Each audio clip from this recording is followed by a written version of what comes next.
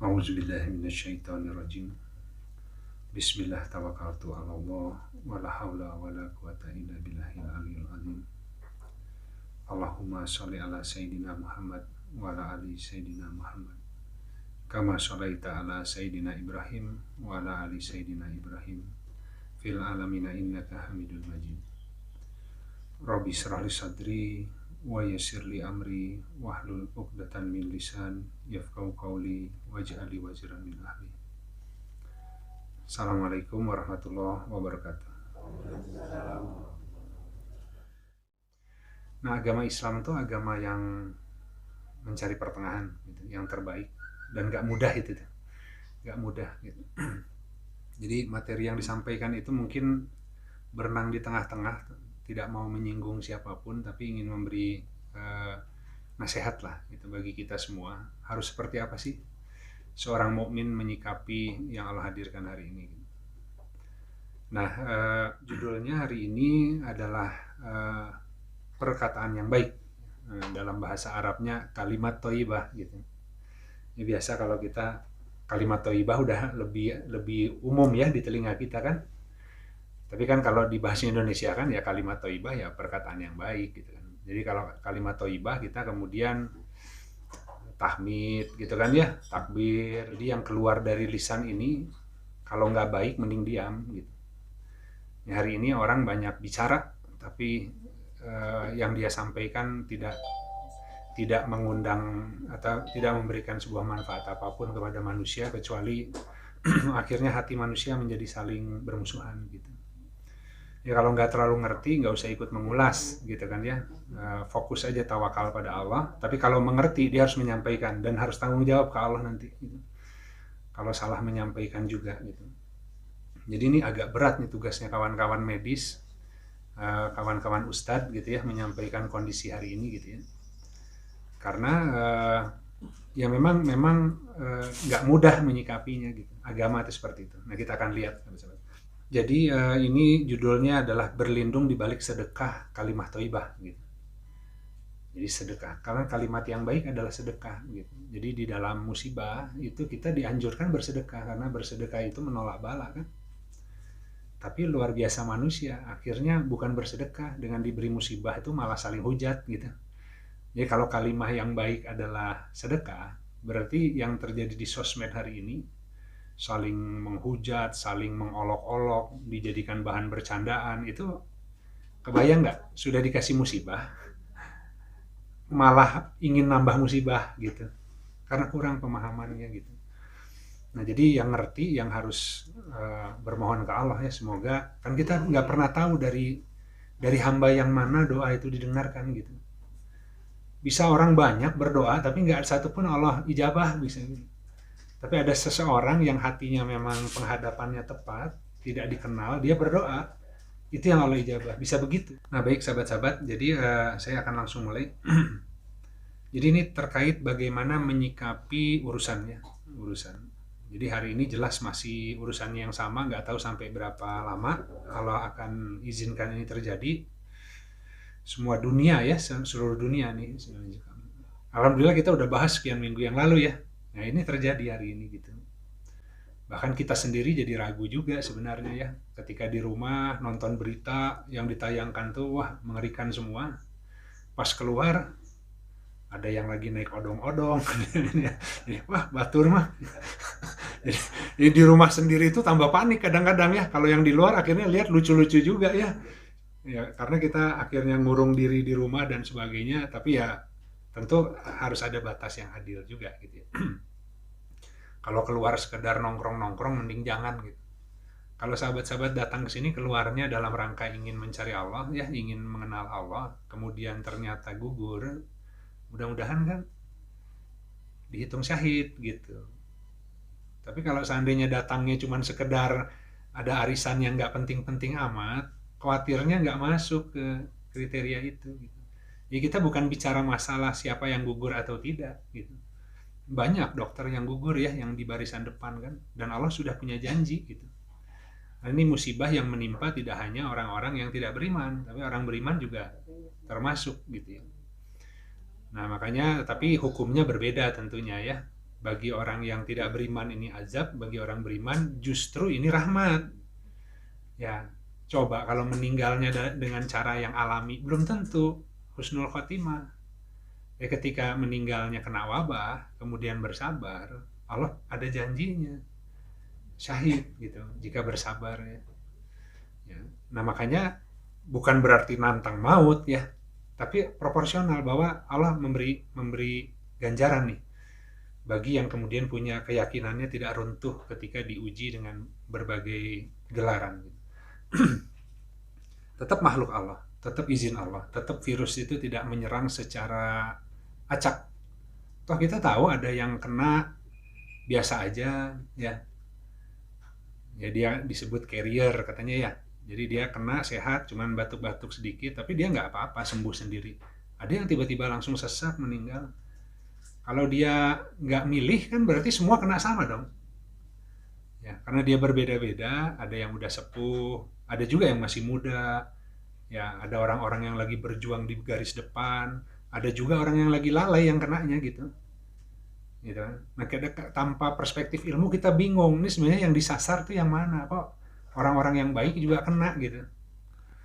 Ya, jadi ya itu rahasia Allah. Gitu. Tapi alhamdulillah kita ada hadis-hadis yang kemudian membantu untuk memahami. Gitu. Nah, jadi kita masuk di Al-Quran surat An-Nisa ayat 83 dulu. A'udzubillahi minasyaitonirrajim. Bismillahirrahmanirrahim. Jadi saya highlight ya yang utamanya. Ini ketika datang ya sebuah berita atau urusan berupa keamanan ataupun ketakutan. Hari ini kita dilanda oleh berita ketakutan ya. Seluruh dunia takut gitu. Mereka langsung menyebarkannya gitu. Ya. Dan seandainya mereka menyerahkannya kepada ar-rasul gitu, kepada rasul dan kepada orang-orang yang diberi al-amr, ulil amri di antara mereka begitulah. Tentu akan mengetahui orang-orang yang mengambil kesimpulan yang benar daripadanya. Jadi kalau kita baca keterangan hadis, kemudian kita juga lihat secara saintifik dari ulasan riset-riset orang-orang yang ahli di bidangnya, harusnya bisa mengambil kesimpulan yang tepat. Gitu. Nah, dan jika bukan karena karunia Allah atasmu dan rahmatnya, tentu kamu benar-benar telah mengikuti syaitan, kecuali sebagian kecil. Jadi hari ini ada yang bergeraknya polanya ngikuti syaitan. Takut berlebihan. Atau nantang seenaknya. Dia bilang enggak, saya dilindungi Allah, tapi ke orang lain, oh batuk seenaknya aja gitu di depan muka orang lain kan. Dia bilang enggak kok, saya orang soleh katanya, enggak akan nularin katanya.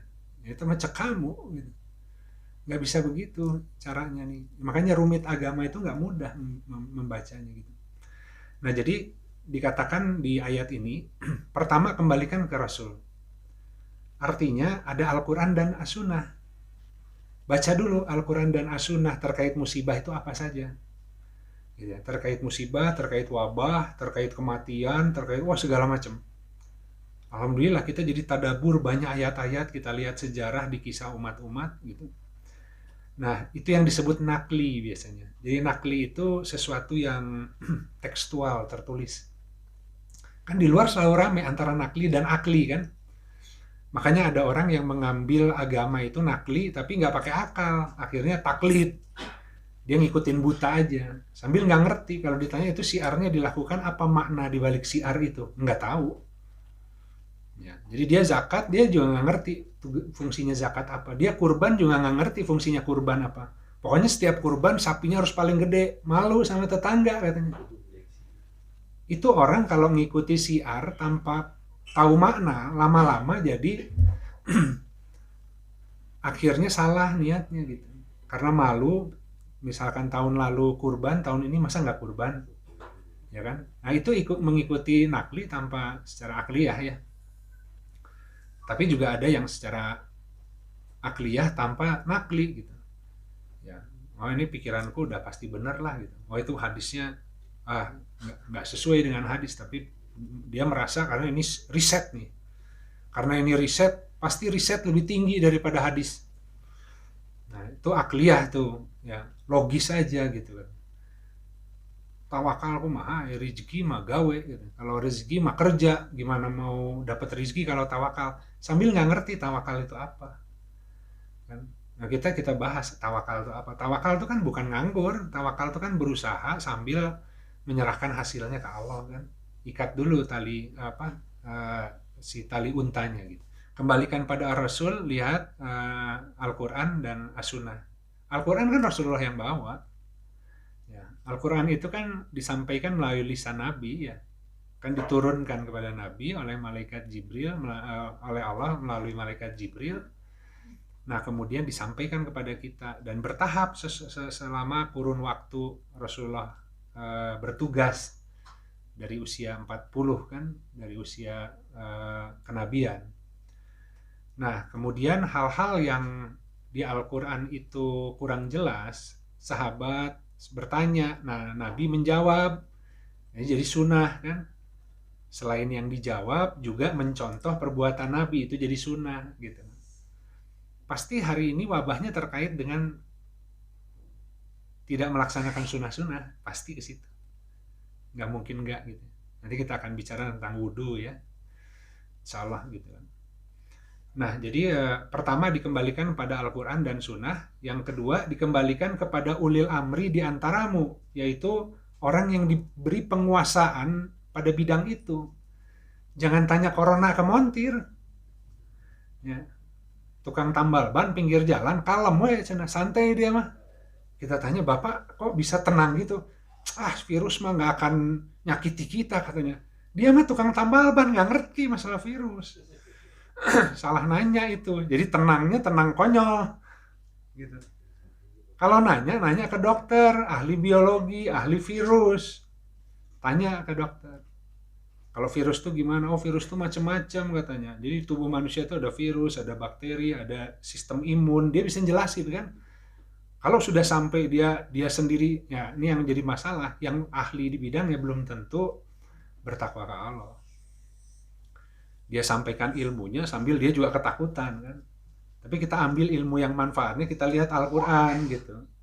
Jadi ilmu yang dia lahiriahnya diambil, tapi penyikapannya tetap sesuai Al-Quran gitu. Nah, digabungkan tengah-tengah itu tuh nggak mudah tuh. Nah, jadi ahli dalam bidangnya, baik yang fardu ain ataupun fardu kifayah. Ini kan ilmu-ilmu medis, ilmu-ilmu kedokteran, ilmu-ilmu tentang apa namanya mengolah dunia lah ya, pengetahuan, sains, semuanya itu kan fardu kifayah. Kalau nggak ada repot juga manusia gitu. Kalau udah ada dokter, nggak harus semua jadi dokter, udah ada dokter, kan gitu. Fikih juga sama, fardu kifayah. Kalau udah ada yang belajar fikih satu di ruangan ini, yang lain gugur kewajibannya. Kalau harus nanya, tapi jadi tidak semuanya harus ahli fikih gitu kan. Tapi kalau akidah harus semua gitu.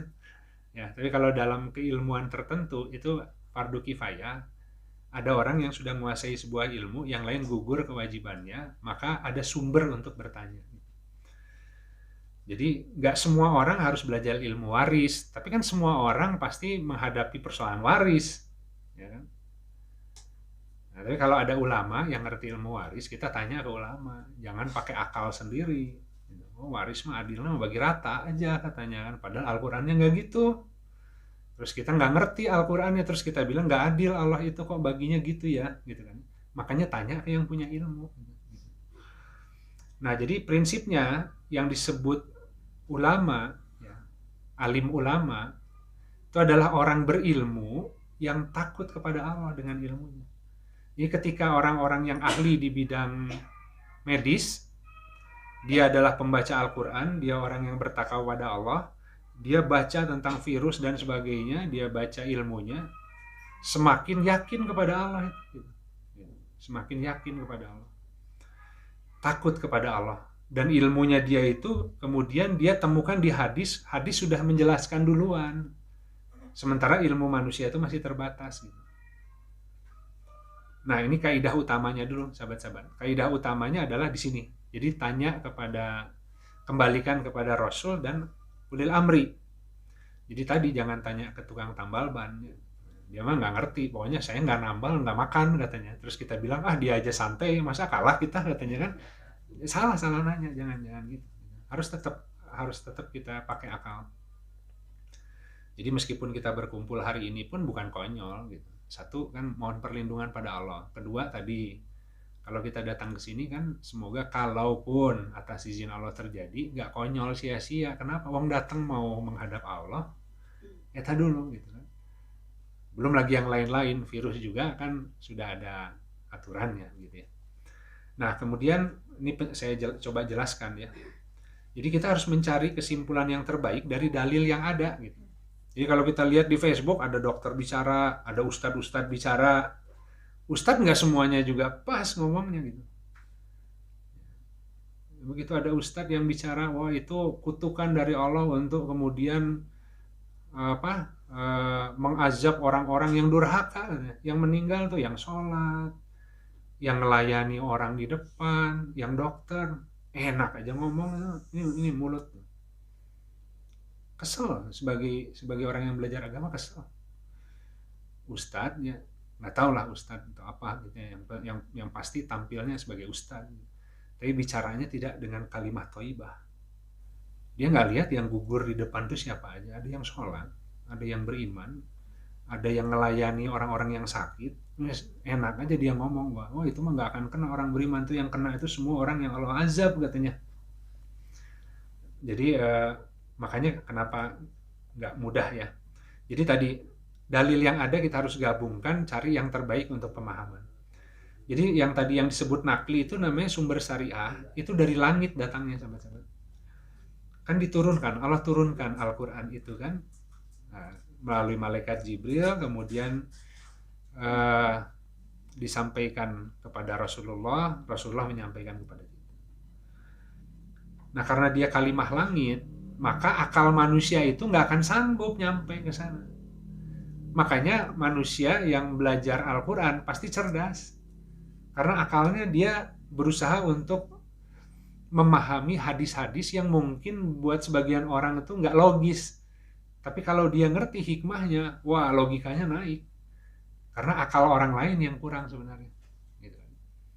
Jadi apalagi makanya kalau akalnya ternak nggak akan ngerti. Makanya kan ada Al-An'am, Al-Baqarah. Manusia itu rata-rata ternak. Bahkan manusia lebih sesat dari ternak. Diajak bicara Al-Quran, iraha proyeknya katanya. Membahas-bahas ayat-ayat tapi nggak kunjung datang rezekinya katanya kan. Ya itu karena pakai pola pikirnya ternak. Seminimalnya burung lah gitu. Makanya kalau burung itu sudah bisa bertasbih bersama Daud gitu ya. Gunung-gunung, burung-burung bertasbih bersama Daud. Gitu. Kalau burung itu tidak terlalu lengket banget di bumi gitu. Nah jadi tentang tadi ya, yang namanya sumber syariah itu hadir ke kita dalam ayat-ayat Al-Quran, sunnah-sunnah Nabi dalam bentuk kalimat. Nah kalimat itu yang dijaga kan sanadnya dan sebagainya gitu. Nah tapi di balik kalimat itu ada hikmah yang luas gitu. Nah manusia itu nggak semuanya bisa memahami makna di balik kalimat. Banyak perumpamaan, banyak ajaran gitu ya. Sama dengan tadi, kalau anak kecil dibilang, "Dek, ada udang di balik batu." Kata si anak itu dibuka batu, papa mah wadul, bohong papa mah. Mana katanya ada udang di balik batu. Maksudnya itu bukan begitu. Ada motif lain, ada maksud tersembunyi kan gitu ya. Nah, yang sudah paham, yang udah agak dewasa bisa diajak ngomong perumpamaan kan? Ada udang di balik batu. Ya. Tadi kuman di seberang lautan tampak, gajah di depan pelupuk mata tak tampak kan? Orang bingung tuh maksudnya apa gitu. Maksudnya kamu tuh ngelihat kejelekan orang lain, jeleknya kamu tuh nggak pernah kelihatan sama kamu ngelihat jelek orang lain aja gitu. Nah itu kalimat perumpamaan hanya bisa dipahami orang yang sudah punya akal. Nah kalau Al-Quran itu pasti nggak akan mampu orang yang tidak punya akal. Kalau akalnya akal hawa nafsu dan syahwat ya. Jadi tentang musibah sendiri sahabat-sahabat. Jadi kita sebelum kita bicara tentang yang akli, kita kembali dulu ke yang nakli. Kembali dulu ke sesuai apa kita kembalikan kepada Rasul, kepada Al-Quran dan Sunnah gitu. Jadi yang pertama bisa dilihat di Quran surat At-Tagabun ayat 11. Tidak akan menimpa musibah apapun kecuali dengan izin Allah. Dan barang siapa yang beriman pada Allah, niscaya dia akan memberi petunjuk kepada hatinya. Ini bisa beriman nggak dengan ayat ini dulu? Gitu. Tidak akan menimpa musibah apapun kecuali dengan izin Allah. Itu aja dulu. Kalau kita tadi beranggapan bahwa virus itu bisa seenaknya tanpa ada yang mengizinkan, berarti kita nggak bisa bersaksi terhadap ayat ini. Sederhananya gitu aja. Itu dulu gitu. Nah, barang siapa yang beriman, niscaya Allah beri petunjuk, ngerti persoalannya. Seminimalnya tenang gitu ketika menghadapi itu gitu. Nah, kita lihat yang pendukung ya. Kemudian di dalam Musnad Ahmad gitu ya. Rasulullah Shallallahu Alaihi Wasallam bersabda, tidak ada adwa, tidak ada tiaroh, tidak hamah dan tidak pula hasad, dan penyakit ain itu benar adanya. Jadi adwa itu penularan wabah penyakit kecuali atas kehendak Allah. Jadi nggak ada yang namanya adwa. Tidak ada penyakit yang menular kecuali atas kehendak Allah. Ini hadis sahih. Jadi ketika kita goyang, artinya memang kita belum mampu akalnya, gitu kan? Kita belum mampu. Tidak ada adwa, tidak ada penularan wabah penyakit kecuali atas kehendak Allah. Jadi kalau ada yang kena, itu atas kehendak Allah. Gitu. Macam-macam kehendak Allah tadi, memberikan rahmat kepada orang mukmin yang kena kemudian gugur sebagai syahid, ya, memberikan azab kepada orang-orang yang kufur, tadi ya, kemudian meninggal tanpa persiapan masuk ke azab yang lebih berat, kan gitu.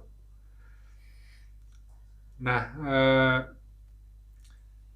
jadi saya kalau tiaroh itu pesimis ya, tiaroh itu menganggap sial sesuatu, pamali apa dan sebagainya gitu ya, itu juga nggak ada.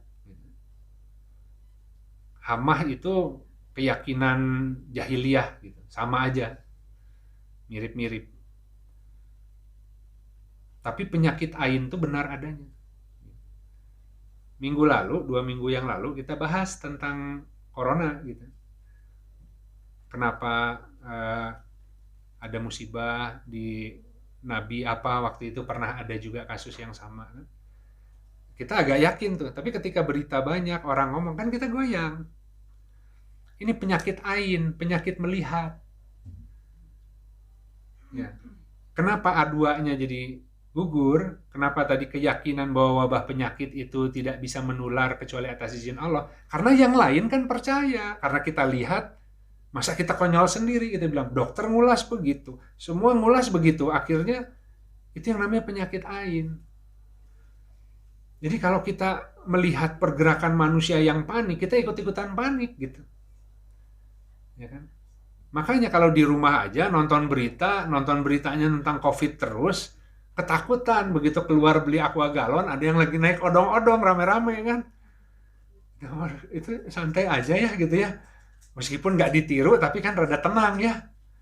Kalau kita ini terlalu panik nih atau gimana gitu kan ya. Nah, jadi penyakit ain itu ada. Hasad nggak ada, karena mata melihat, jadi pengen yang dipunyai orang lain. Ya, jadi iri dengki ke orang lain, karena melihat milik orang lain. Melihat. Gitu. Jadi penyakit ain yang betul ada, yang lain tuh nggak ada sebenarnya. Jadi semua sekarang membangun opini tentang wah hebohnya dan lain sebagainya. Bukan berarti kita sepelekan, tapi jangan pula sampai copot akidahnya gitu. Nah, kenapa kemudian jadi goyang? Karena penyakit ain. Karena kalau melihat pasti takut. Kalau semuanya berhamburan lari, pasti takut kan? Ya ada apa? Ada apa? Kita juga ikut-ikutan kabur. Ya, ternyata kita lagi dikerjain sama orang-orang misalkan ya.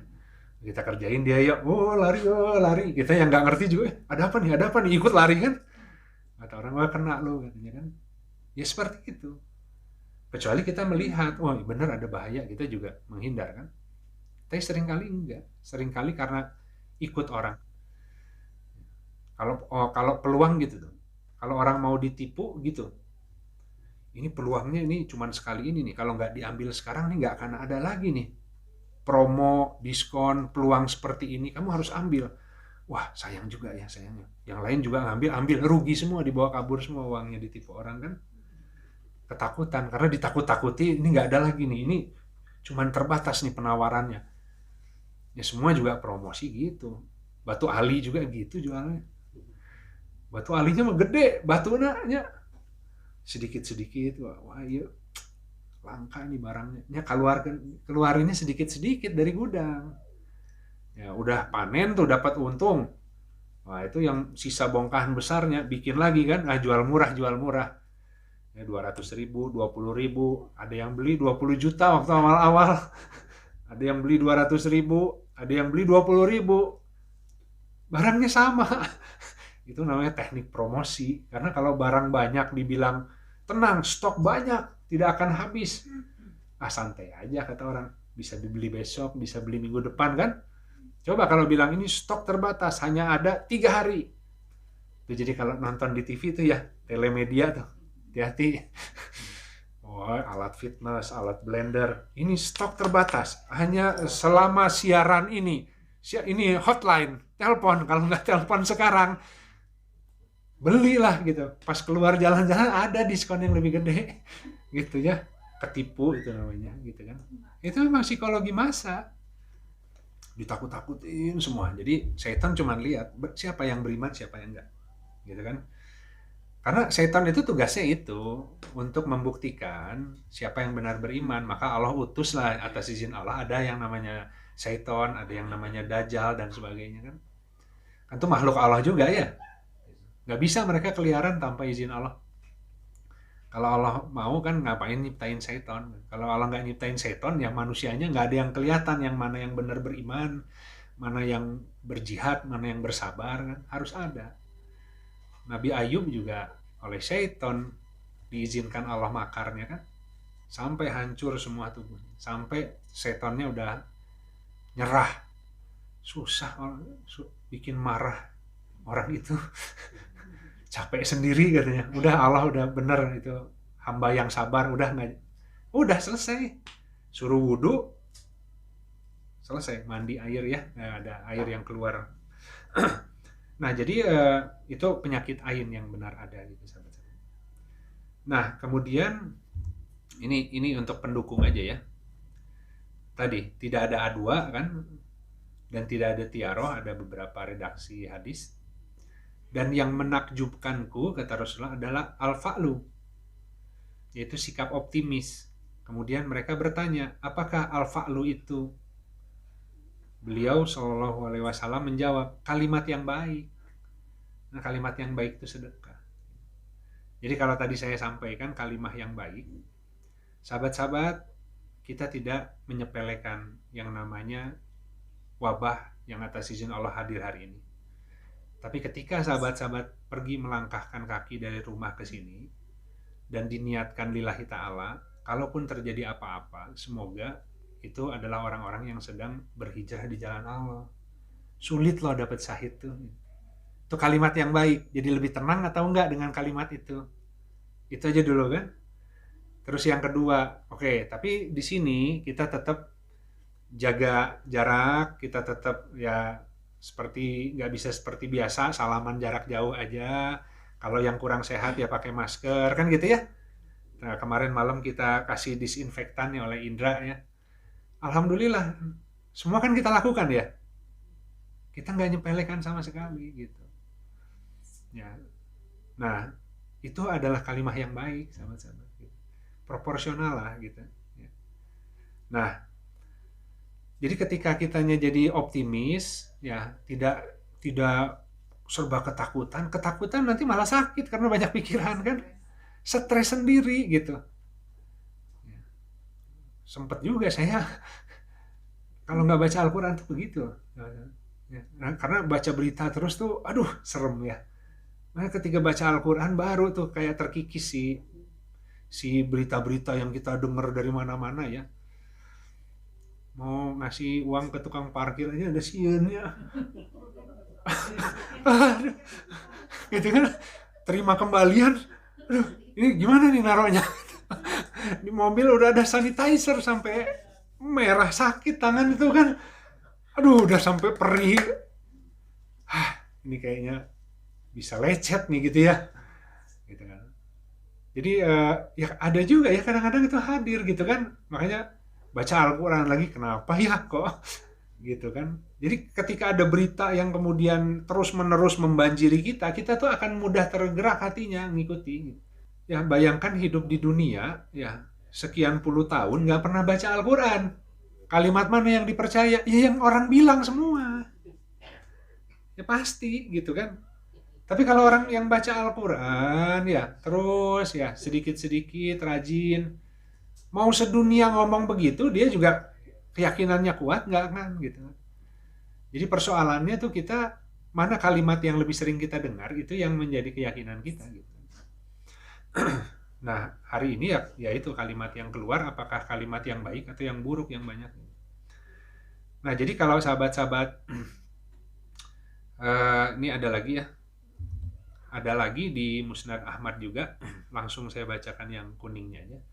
Ta'un itu adalah sebuah azab yang dikirimkan oleh Allah Azza wa Jalla terhadap siapa saja yang dia kehendaki. Lalu Allah menjadikannya rahmat bagi orang-orang yang mukmin kan. Kalau sahabat-sahabat baca kisahnya Nabi Ibrahim, waktu dikunjungi 3 orang malaikat, ya, itu menarik tuh dialognya kalau baca Al-Quran. Kan ditanya itu, apa maksud kedatangannya kan? Ada 2 maksudnya. Pertama menyampaikan kabar gembira ya atas akan kelahiran seorang anak yang namanya Ishak. Sementara Nabi Ibrahim dan Siti Sarah itu sudah berusia lanjut. Kemudian setelah itu ditanya mau kemana lagi? Mau pergi ke kaumnya Nabi Lut, mau menimpakan azab kan gitu. Jadi malaikat yang sama datang sebagai tamu yang dibawa 2. Satu berita gembira, yang satu lagi azab. Sama dengan ini.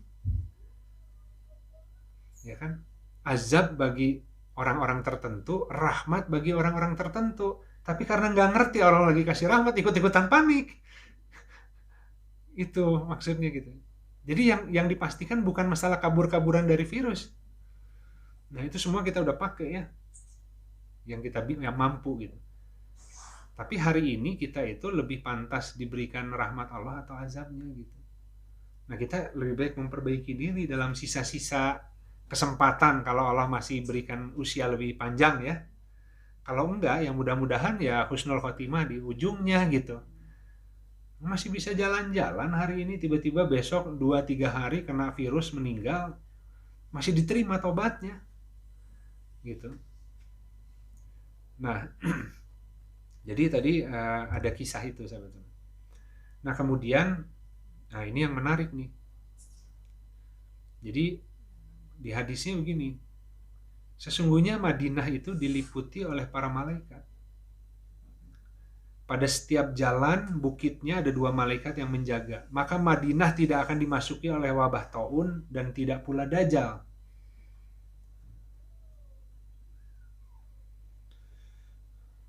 Ini agak menarik ya. Jadi kita bicara Madinah nih.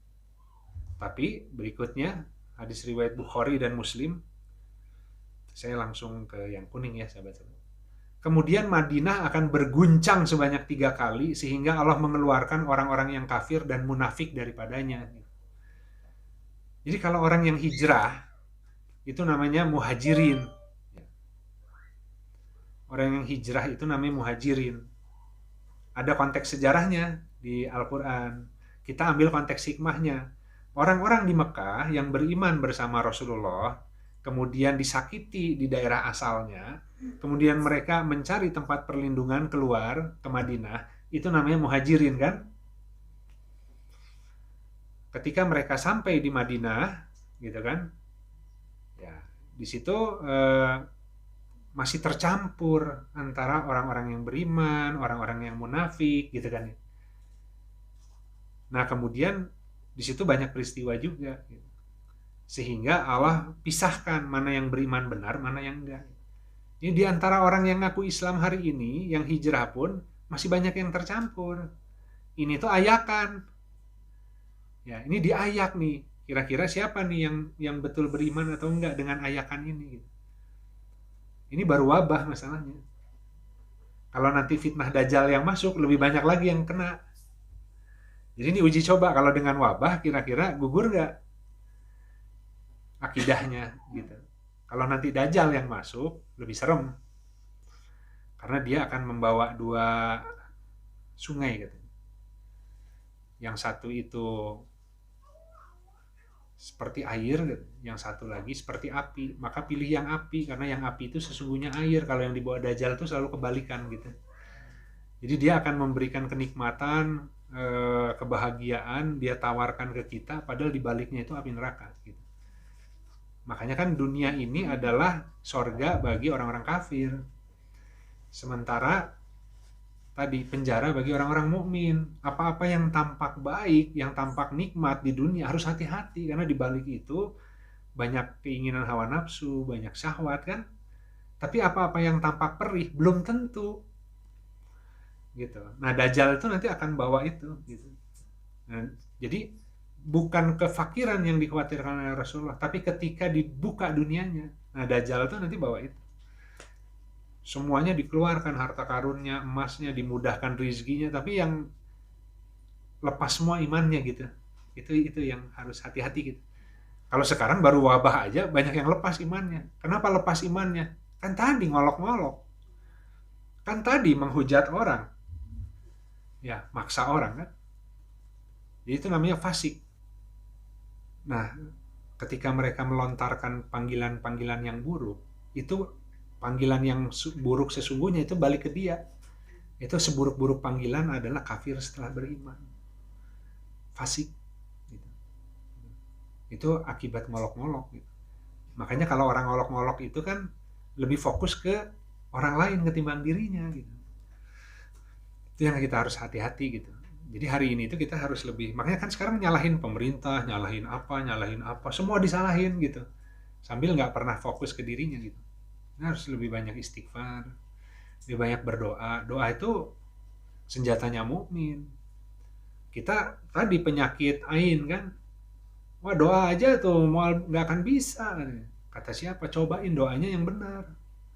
Mohon ke Allah, karena belum sampai kepanikan yang dahsyat hari ini, masih seakan-akan bisa berlindung di balik dinding rumah masalahnya.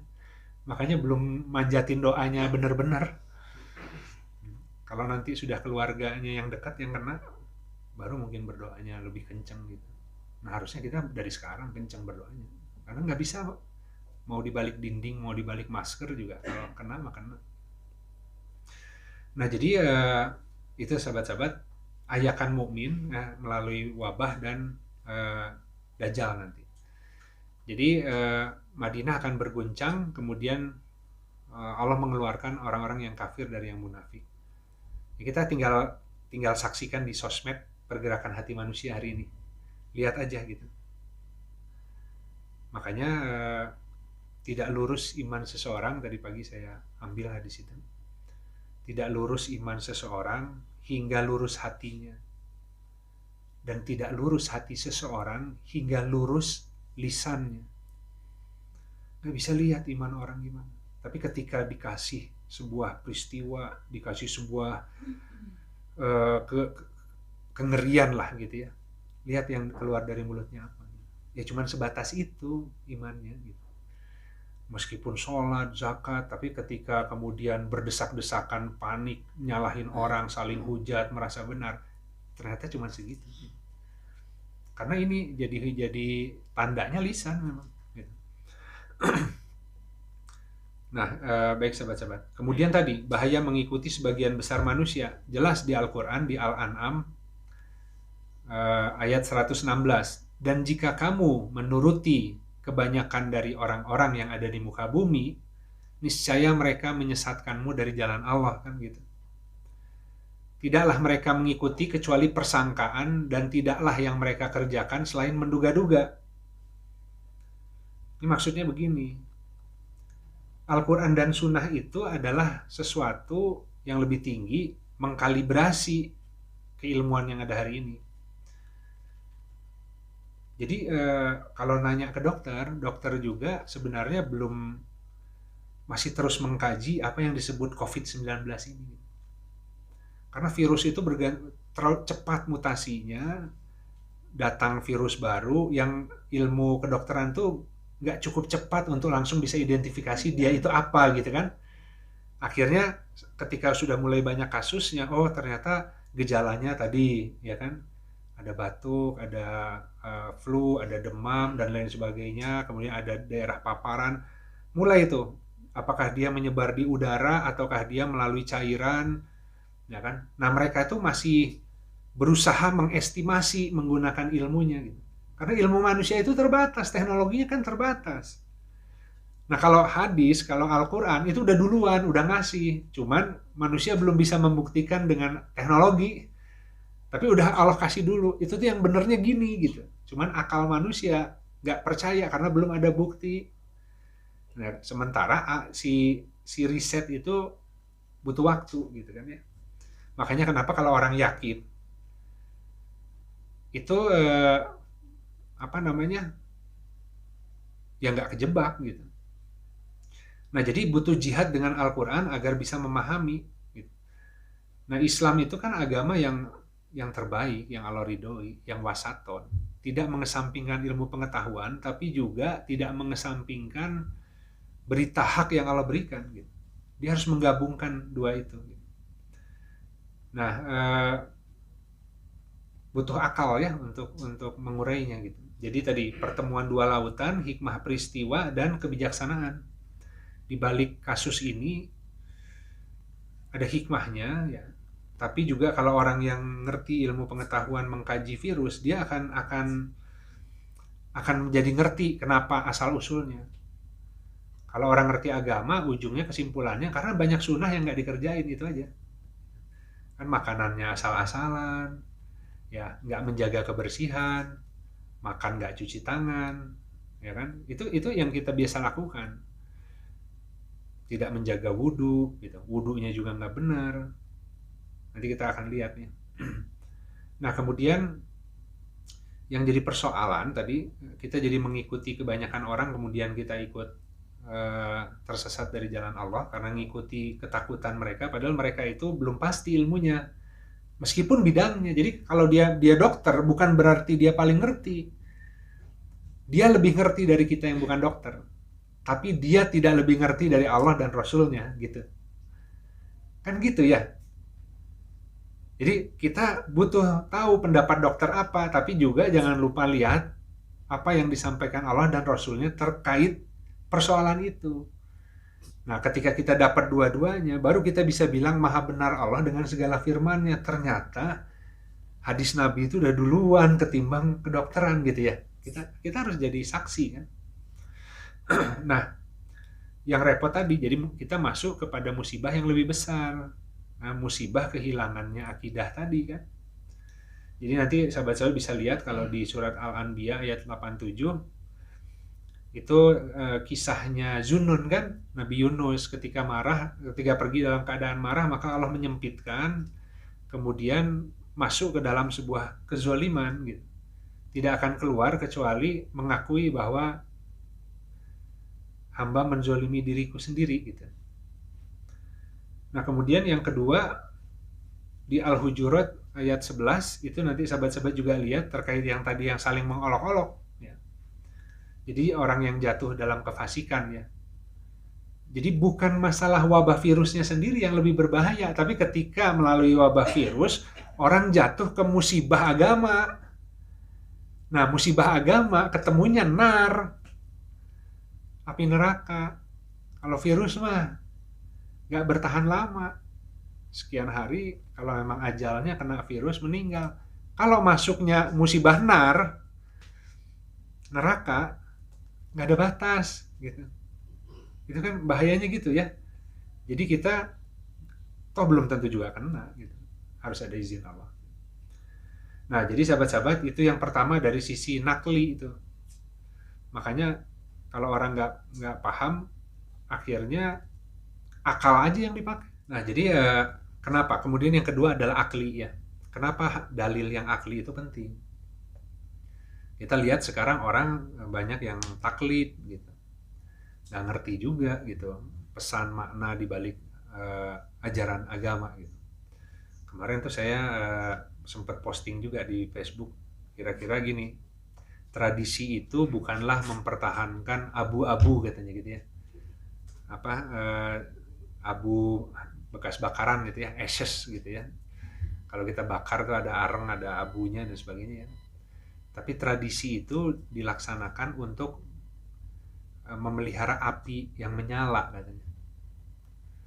Jadi tradisi-tradisi syiar di dalam Islam itu bukan sekedar mengerjakan ritual kosong, itu namanya ngambil abu.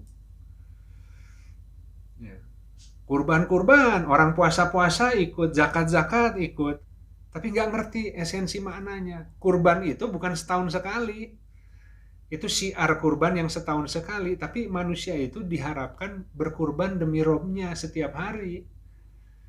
Ya, berkurban dengan ya waktu tidurnya agak dikurangi untuk membaca pengetahuan agar bisa memberi manfaat buat orang lain. Kan jadi waktunya yang harusnya nyaman buat diri sendiri, ada waktu yang dipakai untuk memberi manfaat bantu orang lain, itu kan harus berkurban kan. Jadi tadi nakli ya, sesuatu yang Allah berikan dalam bentuk kalimah gitu, yang Allah turunkan Al-Quran, itu nakli, itu berita langit. Berita langit itu khusus buat manusia. Nah, manusia itu salah satu yang Allah berikan yang tidak diberikan ke makhluk lain adalah akal. Jadi kalau manusia mengikuti nakli tanpa akal pasti salah bacanya. Tapi yang jadi persoalan kadang-kadang akal manusia itu didompleng sama kepentingan oleh hawa nafsu dan syahwatnya gitu. Nah, kalau orang itu lurus, objektif, itu pasti menemukan kebenaran sebenarnya. Karena akal manusia itu hewan buruan untuk bisa mengenali kebenaran. Cuman karena dia punya kepentingan juga, hawa nafsu dan syahwat, jadi seringkali dia belok gitu. Nah, jadi kalau betul belajar agamanya, antara akal dan Al-Quran itu tidak ada yang bertabrakan gitu. Justru akalnya akan dijadikan pandai ketika baca Al-Quran. Jadi bisa ngerti melihat kehidupan kan. Nah, akal yang pandai itu orang bisa melihat kehidupan. Gak bingung dengan semua yang digelar dalam kehidupan ini, berarti akalnya pandai. Kalau yang itu profesor, doktor, yang pinter-pinter tapi kok stresan, berarti gak pandai itu. Kelihatannya pandai, matematikanya pandai, fisikanya pandai, tapi nggak, kepandaiannya itu hanya sampai di situ gitu. Nah, kalau orang benar lurus akalnya, pandai matematika, ngerti kehidupan juga. Pandai fisika, ngerti kehidupan juga gitu. Pandai ilmu medis, ngerti kehidupan juga. Saya pernah punya pengalaman gitu. Jadi ayah saya dulu kan almarhum sakit. Ketika datang ke rumah sakit kan kondisinya kan ada penyumbatan lah gitu ya, jadi kakinya bengkak dan sebagainya. Dokter muda kan enak aja ngomongnya, dokter muda ditakut-takutin ayah saya itu, oh, bapak harus cepat ambil keputusan nih, mungkin harus di ring atau di bypass dan sebagainya, karena kalau lihat kakinya udah biru nih, ada yang nyumbat nih darah, takutnya nanti harus diamputasi kalau nggak buru-buru. Dokter yang ngomong. Iya, jadi kan saya ngerti kondisi kejiwaan ayah saya ya. Orang lagi sakit, kondisinya namanya pasien, ya kan, deg-degan ya. Jadi ketika seorang yang berilmu kemudian ya mungkin punya ilmu dokter tapi nggak berakal mungkin ya, bicara seenaknya, drop tuh si pasiennya kan, secara psikologis pasiennya drop gitu. Jadi ayah saya itu pulang dari rumah sakit itu deg-degan, takut kan, mau operasi takut, makanya dia udah baca buku orang-orang yang bisa sembuh tanpa operasi dan sebagainya kan, dia baca, nanya ke teman-temannya. Tapi ada dokter muda yang seenaknya ngomong, sampai akhirnya ketemu seorang profesor. Profesor itu bilang, santai aja pak, nah, kayaknya sih nggak harus di ring kok itu, yang penting jaga pola makannya, nanti saya kasih resepnya. Wong dokter itu cuman ikhtiar aja, yang ngasih sembuh itu Allah kok. Kita nggak bisa. Itu profesor ya yang ngomong ya. Wah, ayah saya jadi sehat lagi kan. Oh gitu ya gitu. Jadi dia ngerti si dokter itu ya, meskipun dia ngerti ilmunya, mungkin lebih tinggi dari yang dokter pertama jauh lah. Tapi karena dia nyampaikan dengan sebuah kalimat yang baik gitu, ilmunya itu membuat orang jadi punya harapan gitu ya. Nah, semangat ayah saya di situ. Sembuh lagi gitu kan ya, sembuh lagi gitu. Nah, hal-hal seperti itu tuh. Jadi kadang-kadang eh, saya nggak ngerti hari ini nih. Hari ini nih, makanya tadi pagi saya kirim link ya di di WhatsApp gitu. Karena di luar sana ketika kita borong-borong sanitizer beli bikin sendiri itu ternyata dokter-dokter yang operasi itu kekurangan alkohol. Ya, masker-masker buat yang di rumah sakit juga habis karena diborongin oleh masyarakat kan. Jadi menurut kita baik, tapi ternyata ada yang lebih membutuhkan, ternyata malah kelangkaan gitu yang memang harus menyembuhkan orang-orang yang sudah memang betul terpapar ya. Nah, jadi pertanyaan saya gini, jangan-jangan ini omsetnya naik kan? Jualan termometer, jualan masker, jualan alkohol, sanitizer.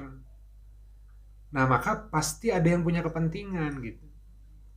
Jadi memang ada betulnya, tapi ada yang ikut ikut promosi gitu. Paling mudah promosi produk itu dengan kekhawatiran masyarakat. Gitu. Jadi ketika berita yang masuk itu kita nggak tahu mana yang fakta, mana yang hoax, mana yang benar, itu tuh yang bahaya karena sudah tercampur dia. Ada kepentingan politis, ada kepentingan dagang, semuanya kan begitu. Itu bukan hanya masalah obat-obatan ya, di manapun begitu. Nah, itu maksudnya akalnya jadi bengkok kalau udah punya kepentingan. Makanya nggak bisa menemukan kebenaran. Karena sudah fokusnya adalah mencari keuntungan duniawi tadi gitu. Jadi sebenarnya agama itu, akal ini mampu untuk memahami agama kalau akalnya lurus. Jadi akal manusia itu nggak ada salahnya. Yang salah tuh hawa nafsu yang ikut, jadi akalnya dibengkokin ke situ. Nah, makanya ada ijtihad kan di dalam persoalan-persoalan muamalah gitu. Tapi di luar mungkin orang mudah membid'ahkan. Ya, ketika yang muamalah pun dibid'ahkan, akhirnya orang nggak berani untuk berijtihad. Akhirnya seakan-akan agama itu nggak nyambung dengan kehidupan harian. Akhirnya apa yang terjadi? Orang ninggalin agama. Gitu. Jadi kalau untuk wabah ini, Al-Quran dan Sunnah itu nggak bisa menjawab bagi yang akalnya nggak nyampe. Akhirnya jangan pakai Al-Quran, pakai yang medis aja. Kan gitu. Karena salah baca. Kan justru harusnya Al-Quran, Sunnah Nabi terkait dengan berita wabah, terkait obat-obatnya. Nah jadi memang tugas saya itu nyampaikan, kalau kajiannya meruwet ya, tapi saya harus nyampaikan dalam bahasa yang sederhana seharusnya ya, tapi belum nggak selalu mampu gitu. Kalau bicara hikmahnya banyak, tapi juga harus ada perimbangan secara akliyah gitu. Jadi ketika menyampaikan itu rasional tapi dalam perspektif ketakwaan gitu. Karena kalau di luaran tuh ekstrim kiri atau ekstrim kanan. Kalau akal aja, kalau dalil aja. Jadi akhirnya begitu itu yang dipakai. Terserah pokoknya mah, kita mah yakin ke Allah, pokoknya nggak apa-apa, nggak akan nular, bari dipeluk-peluk semua orang, ya kan? Nggak begitu, jadi fitnah buat agama, gitu maksudnya. Jadi agama ini lurus, agama ini tuh memang kalau ada wabah, mau mendatangi sebuah tempat ada wabah, menghindar, kan jelas itu, menghindari mudorot gitu kan ya. Nah jadi tadi kalau dia lurus, maka dia bisa mengenali kebenaran. Nah makanya tadi kalau nanya ke seorang ahli dibilang medis, dia akan jawab apa sih virus, ya, apa sih itu bakteri gitu kan. Sekarang kan kita jadi ngerti ya dengan adanya ini ya, banyak video yang beredar, ada yang bagus ada yang enggak. Ya, tapi jadi ngerti, itu virus ya. Dari virus itu kemudian eh, ada bakteri ya kan. Dari bakteri juga ada sistem imunitas tubuh gitu kan ya. Nah itu dibahas tuh, bahkan di dalam seperti apa prosesnya ketika virus itu masuk. Nah makanya tadi ketika pakai hand sanitizer kebanyakan, bakterinya yang baik, yang buruk mati semua di sini. Gitu. Padahal kita membutuhkan ini. Makanya di video itu kan kalau kita tidur malam, kita berbahkan kepala kita di bantal, kalau itu dilihat pakai mikroskop, itu bakterinya banyak. Tapi kan kita tidur, ini juga banyak bakteri di mana-mana juga. Gitu. Tapi kenapa tubuh manusia itu sehat aja gitu? Karena di tubuh manusia juga ada bakterinya. Gitu. Ketika bakteri-bakteri yang tadi tidak baik itu masuk, dia ada bakteri yang sebagai penetralnya. Nah, ini kebanyakan pakai hand sanitizer mati semua gitu. Jadi orang yang hidupnya terlalu steril sebenarnya bahaya di luar itu. Makanya imunitas juga kan ketika orang terpapar sehat, kemudian dia bisa berhasil melewati, dia jadi imun badannya kan terhadap virus yang sama gitu misalkan contoh. Jadi itu masih rahasia di dalam tubuh manusia itu Allah sudah desain begitu hebatnya mekanismenya gitu. Nah makanya tadi ya ada virus, bakteri, sistem imunitas dan sebagainya itu pasti akan terkait dengan melaksanakan sunnah-sunnah harian. Jadi misalnya contoh ya di Quran surat Al-Maidah ayat 6 itu terkait jika engkau hendak sholat maka berwudulah gitu ya. Tapi kalau tidak menemukan air maka tayamum gitu. Nah ini menarik. Kalau ada air maka dia berwudu. Ya, mau itu dia buat wudhu, dia atau buat mandi, atau buat bilas. Ya. Kalau wudhu itu kan muka, ya. Ya, setelah muka itu kemudian tangan, ya. Setelah tangan itu sampai mata kaki. Ya. Coba kalau misalkan di muka, ya, sahabat-sahabat wudhu di muka. Kemudian masuk ke hidung tuh airnya. Yang bicara saluran pernapasan, ya. Ditarik tuh. Wudhu kita juga belum benar kok hari ini. Kan wudhunya cepet-cepet cuman masuk aja di lubang hidung kan. Nggak berani narik. Memang rada nyengat tuh si air tehnya. Tapi kalau ada yang tersisa di situ keluar tina wudhu yang benar tuh. Jadi rahasia wudhu sendiri gini. Tadi kan droplet. Ini kita ini bicara, saya nggak ahlinya ya, tapi saya lihat Al-Quran. Ada droplet, ada orang ya. Ini kan mencerat ke sini. Ya. Sekarang kalau misalkan itu kan ada cairan, dibasuh yang benar pakai air, ya pasti luntur tuh. Artinya nggak harus sampai pakai sabun juga sebenarnya, gitu kan ya. Nah jadi sebenarnya sekarang alhamdulillah harusnya kita menyempurnakan wudhu. Ya kalau sholatnya, kalau katakan wudhunya batal, ya atau misalkan tadi ada juga tayamum. Ini ngambil debu yang baik katanya. Ya, ngambil debu yang baik kan, usap ke muka. Ini kan dibahas nih. Kalau ini ludah, cek, nempel ke baju, nempel ke plastik, atau nempel ke pasir, mana yang cepat kering. Virusnya kan mati, karena dia butuh kelembaban kan. Kenapa kalau tayamum itu pakai debu, gitu. Jadi sebenarnya harusnya kita kupas, harusnya dokter itu mengupas tentang ilmu wudhu dan tayamum. Ya, jadi ketika orang itu menjaga wudhu dalam keseharian, ya kan. Jadi misalkan tadi sholat, ya kemudian nanti ada sholat sunnahnya, ada sholat duha dan sebagainya. Atau katakanlah menjaga wudhu aja, tapi wudhu yang benar ya, muka semua dibasuh. Ya. Kemudian tadi air ke hidung masuk gitu kan ya, ditarik, keluarin tuh kan. Kemudian ke kuping, yang benar tapi, ya. Kemudian tangan sampai ke sini semua. Ini air ya. Kemudian mata kaki. Gitu. Loh sekarang apa yang di medis juga kan? Ya, kalau habis megang cuci tangan, jangan megang muka, jangan megang hidung, jangan megang telinga. Itu wudhu kan gitu semua. Ya, habis dari luar cuci kaki, ganti ini karena nanti nempel di kaki, di apa kan dari sepatu apa. Sampai mata kaki kita cuci. Itu wudhu aja ya. Jadi di dalam sholat itu ada obat gitu. satu di wudunya sendiri, belum lagi di sholatnya. Orang sholat itu datang ke Allah. Ya. Ini yang punya dunia ini, termasuk yang menguasai itu virus, itu Allah gitu. Nah jadi untuk membersihkan dan menyempurnakan nikmat sebenarnya. Gitu. Jadi jangan-jangan wudhu kita pun hari ini butuh diperbaiki. Ini sebenarnya nggak akan sulit. Kenapa? Karena sunnah-sunnah yang Rasulullah ajarkan. Orang belum ngerti kenapa kalau Rasulullah menyunahkan ketika habis makan pakai tangan kanan, kan makan pakai tangan kanan, ya kan?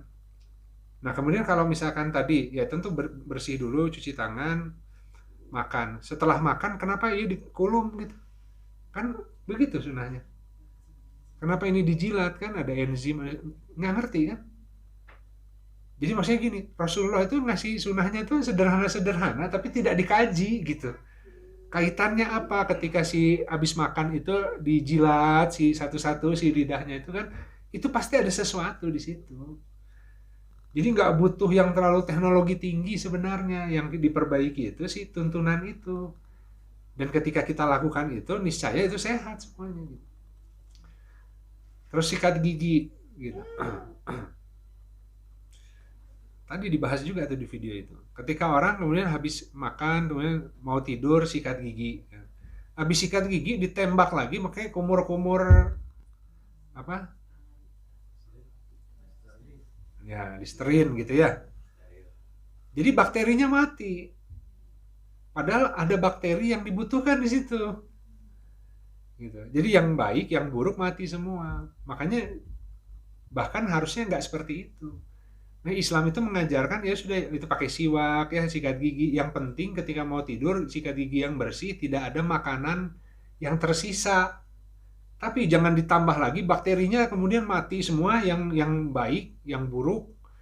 Tapi jadi rentan nanti kena sesuatu dari luar gitu. Ini kan ada sistem imunnya sendiri gitu. Nah, hal-hal gitu karena bukan bidang saya ya. Kalau saya dokter mungkin saya akan mengkaji Al-Qur'an dan akan lihat satu-satu sunahnya terkait kenapa wudhu, sikat gigi Rasulullah seperti apa, pakai siwak, pakai ini dan sebagainya kan. Kalau makan tadi harus dijilat, itu dicari betul tuh. Nah, sebenarnya riset tuh harusnya dari sana sampai ketemu. Ya jadi ya begitulah gitu ya. Kadang-kadang banyak sunah-sunah sederhana yang kita sendiri tidak mensyukuri selama ini gitu. Nah jadi tadi sahabat-sahabat terkait dengan yang keadaan hari ini, kita tentu tadi harus menjaga kebersihan kan, karena Islam memang mengajarkan seperti itu. Ya alhamdulillah dengan adanya virus hari ini, jadi kita mulai lihat lagi sunah-sunah itu gitu. Kalau nggak ada virus mah sunahnya wudhu mah sama aja sama sekarang, asal-asalan wudhunya, asal kumur-kumur, asal cepet kan. Ini belajar wudhu yang benar gitu. Ini tadi kenapa kemudian masuk ke yang lebih buruk, karena habis semua kebaikannya di kisos nanti ya, musibah lebih buruk ketika kita saling menghujat, saling menghina orang ya dengan perbedaan pendapat ya. Kemudian masuk ke kezaliman yang lebih besar, kan serem nih. Orang yang paling rugi, orang yang rugi umatku adalah orang yang datang bawa sholat, bawa puasa, bawa zakat pada hari kiamat. Sementara dulu ia mencela si Anu, menuduh berzina si Anu, makan harta si Anu, bayangin. Menumpahkan darah si Anu dan memukul si Anu gitu ya. Macam-macam. Ia duduk lalu kebaikan si ini dikisos dari kebaikan-kebaikan. Ya semua diminta, dipersilakan menuntut. Kalau pernah dizolimi sama orang ini, kebaikannya diambil kan, kebaikannya diambil sampai habis kebaikannya, dosa yang dizolimi yang ditransfer kan. Jadi kalau saya lihat di sosmed hari ini, banyaknya kejebak ke sini. Nah, bukan pakai kalimat yang toib, orang saling menghujat, keluar lagi bahasa kampanye, keluar lagi bahasa olok-olok, dijadiin bercandaan gitu ya. Ya, kondisi hari itu jadi bercandaan yang hari ini tuh. Gitu. Kuncinya hanya sedekah sebenarnya. Kuncinya hanya sedekah. Nah, sedekah adalah bukti dari iman. Kalau ingin tahu orang punya iman atau enggak, dia sedekah. Makanya sedekah itu dari kata sidik, benar. Makanya tadi, kalau orang beriman ditusuk, keluar dari lisannya apa? Makanya tadi kan kalimat yang baik, ketika dia disenggol sedikit keluarnya kalimat yang kotor. Ya cuma segitu imannya. Mungkin belum beriman malah. Ngakunya aja beriman gitu. Makanya kita bisa mengukur seseorang dari lisannya. Jadi dikatakan tidak ada pemberian yang lebih baik setelah keyakinan, ya, selain dari kesehatan. Jadi di atas kesehatan itu ada pemberian yang lebih baik adalah keyakinan. Kalau sahabat-sahabat dengan kasus hari ini nih yang mencekam ini nambah yakinnya ke Allah, ya, meskipun mungkin kena kemudian sempat agak drop tapi kemudian sembuh lagi, tapi keyakinan meningkat, itu rezeki yang di atas kesehatan sebenarnya gitu. Jadi orang hidup sehat tanpa pernah sakit, ya, tapi tidak punya keyakinan, meninggalnya lebih parah masuknya gitu. Jadi alhamdulillah dengan wabah hari ini manusia itu memang diuji betul siapa yang beriman siapa yang enggak. Kita harus menaikkan keyakinan kita gitu. Nah jadi mungkin sementara itu ya sahabat-sahabat yang bisa saya sampaikan. Sebenarnya masih banyak tapi ya gitu ya, kadang-kadang khawatir tidak tuntas gitu, kajiannya banyak tapi yang disampaikan ternyata waktunya nggak cukup gitu, atau bahkan terlalu rumit gitu ya. Jadi maksud saya tuh mengkaji agama itu kita berjihad dengan Al-Quran. Jadi semua berita yang ada itu saya proses gitu. Dan saya cari Al-Qurannya, saya cari hadisnya, saya lihat komentar ahli-ahli dan lain sebagainya ya. Nah di situ harus merumuskan sikap terbaik bagi diri sendiri. Itulah tadi, kalau kita kurang baca Al-Qurannya, kita akan dibanjiri oleh berita-berita yang kemudian kita akan mengikuti itu gitu ya. Nah ya semoga dalam, kita nggak tahu berapa lama Allah izinkan nih ya, sudah mulai bisa sampai puasa dan lain sebagainya, harusnya masjid nggak sepi, tinggal diatur aja safnya gitu ya. Karena mau kemana lagi kalau kedokterannya masih terbatas ya. Cuman masalahnya kan selama ini datang ke masjid juga doanya, sholatnya juga semuanya asal datang sholat gitu. Masalahnya nggak ada yang datang berbondong-bondong ke masjid itu dengan membawa sebuah pengharapan, mohon pertolongan pada Allah. Itu kita masyarakat yang hidup dalam tradisi yang abu tadi. Semua syiarnya dilaksanakan, tapi maknanya itu udah hilang. Bukan untuk mempertahankan api yang hidup, keyakinan yang dalam dengan melaksanakan syiar, tapi syiar itu akhirnya otomatis harus dikerjakan aja sambil nggak punya makna gitu. Jadi ya tentu Islam bukan seperti itu. Jadi ini saatnya orang-orang yang kemudian Allah beri rizki di dalam Islam iman untuk terus memperkuat, dan ini kesempurnaan sebenarnya. Jadi terakhir sahabat-sahabat, kemuliaan itu di sisi Allah. Nah disebut di Al-Quran ya, bahwa perkataan yang baik dan amal soleh itu yang naik. Jadi perkataan yang baik dan amal soleh itu naik ke Allah gitu. Sementara makar yang buruk, atau disebut di Al-Qurannya itu makar sayyi'ah, itu azab yang keras dan akan dihancurkan. Jadi ketika manusia itu berkata baik dan terus beramal soleh, itu naik ke Allah, Allah turunkan besok takdir yang lebih baik.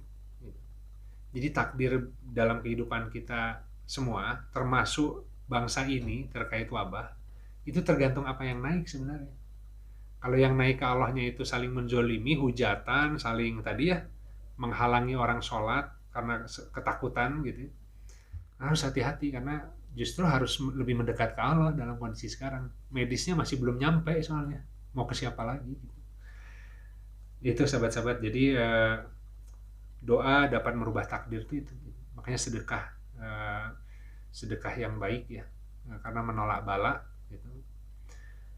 Hanya itu yang bisa kita lakukan hari ini, dan semua yang lain udah kita lakukan ya untuk penjagaan, tapi rasanya tetap kuncinya adalah kita harus ke Allah gitu. Baik sahabat-sahabat, yang hak dari Allah, yang batil dari diri saya pribadi. Atas hal-hal yang berlebihan saya mohon maaf. Atas penjelasan yang terlalu berbelit-belit juga rasanya rada berat hari ini gitu, tapi ya semampunya gitu. Jadi tentu bukan berarti kemudian dengan seenaknya dari sini kemudian kawan-kawan akan mulai bersosialita lagi, jangan juga gitu ya. Ya pastikan kalau keluar itu memang menuju Allah itu aja. Yang nggak penting-penting stop dulu lah gitu kan. Tapi kalau yang untuk menuju Allah diukur sebaiknya jangan berhenti karena ketakutan gitu. Baik, kita akhiri dengan istighfar dan kita tutup dengan kafaratul majlis. Astagfirullahaladzim alladzi la ilaha illa huwal hayyul qayyum wa atubu ilaih. Subhanakallahumma wa bihamdika asyhadu an la ilaha illa anta astaghfiruka wa atubu ilaih. Subhana rabbika rabbil izzati amma yasifun wassalamun alal mursalin walhamdulillahi rabbil alamin. Assalamualaikum warahmatullahi wabarakatuh.